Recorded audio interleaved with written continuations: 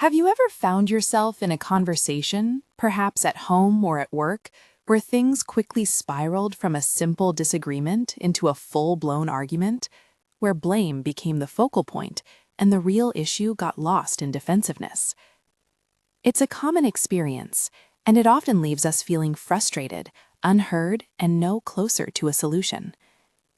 Today, we're going to explore a powerful approach to communication that can transform these interactions, the psychology of supportive responses, specifically what we call no blame, just facts. This isn't about avoiding responsibility.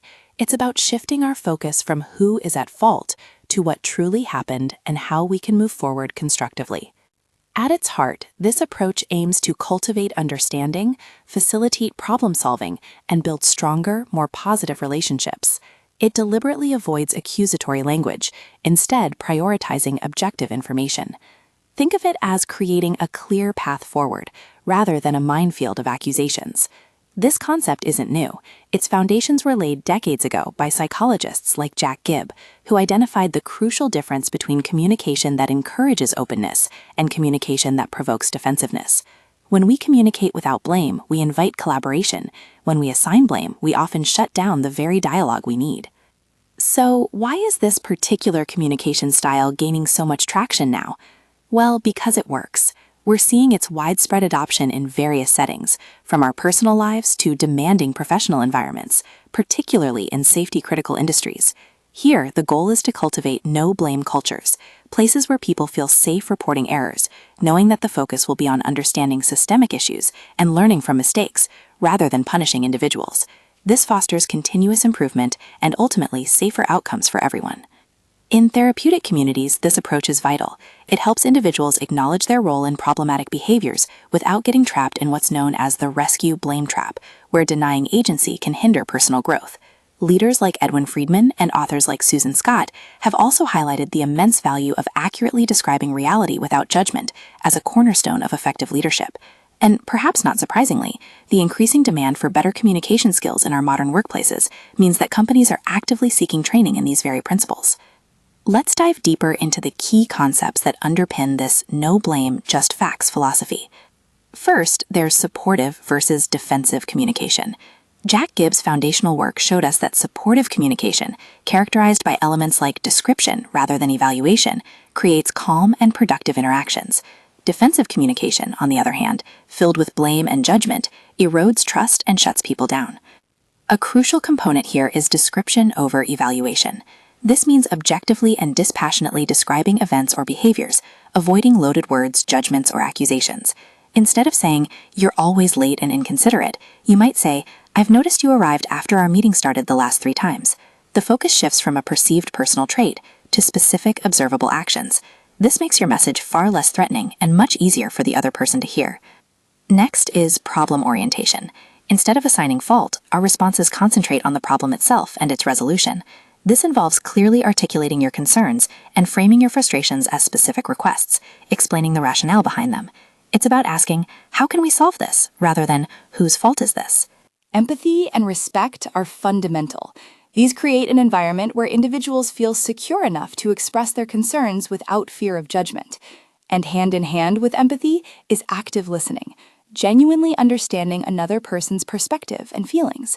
You can't offer a truly supportive response if you haven't truly heard what's being said. A simple yet powerful technique is using I messages. This involves expressing your own feelings and the impact of a situation without directly blaming others. For example, instead of, "You always leave me out," try, "I feel left out when decisions are made without my input." This communicates your experience without triggering defensiveness. These principles directly contribute to psychological safety, an environment where individuals feel safe to report errors, voice concerns, and take reasonable risks without fear of punishment or humiliation. When people know they won't be blamed for honest mistakes, they're more likely to learn and contribute to solutions. And finally, we have accountability without blame. This is often misunderstood. It's not about letting people off the hook. It's about holding individuals responsible for their actions and their consequences in a way that encourages learning and positive change, rather than fostering fear or cover-ups.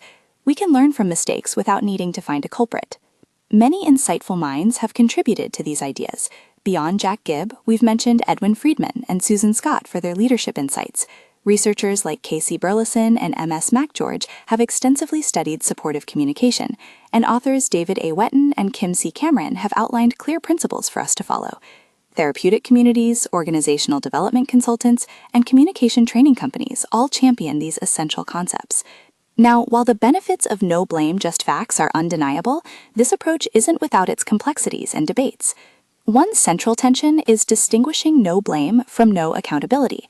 It's a delicate balance.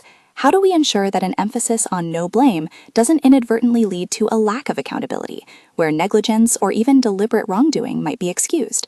The challenge is to encourage learning without condoning irresponsible actions. In clinical settings, there's the rescue blame trap. The desire to avoid blaming can sometimes lead therapists to rescue service users by denying their agency or attributing all behavior solely to a disorder, inadvertently hindering personal responsibility and change. Then there's the very real human tendency to assign blame. Especially in many Western cultures, we have a natural inclination to attribute fault. Consistently applying a no-blame approach requires us to actively counter ingrained psychological instincts, which can be challenging. We also need to consider its effectiveness across contexts and cultures. What's perceived as supportive in one cultural context might be interpreted differently in another, requiring nuance in its application. A significant question arises when behavior involves intentional harm or unethical conduct. In such cases, a purely no-blame stance may be inappropriate. Consequences, including a form of blame, might be necessary to maintain standards and psychological safety for others. Finally, in science and public communication, purely factual no-blame messages can struggle against emotionally driven narratives and confirmation bias.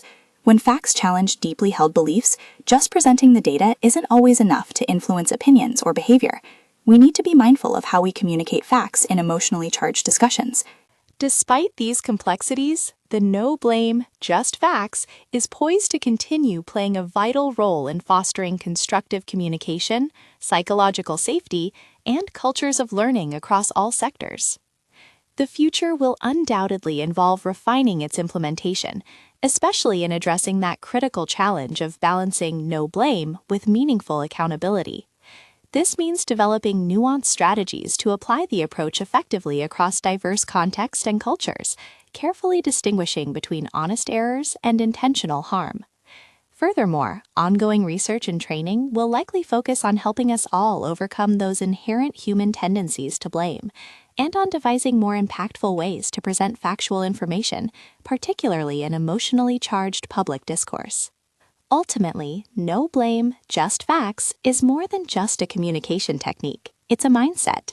It invites us to approach difficult conversations with curiosity instead of judgment, with a desire for understanding over accusation, and with a commitment to growth and solutions. By embracing this approach, we can not only improve our own interactions, but also contribute to creating more resilient, empathetic, and productive environments for everyone.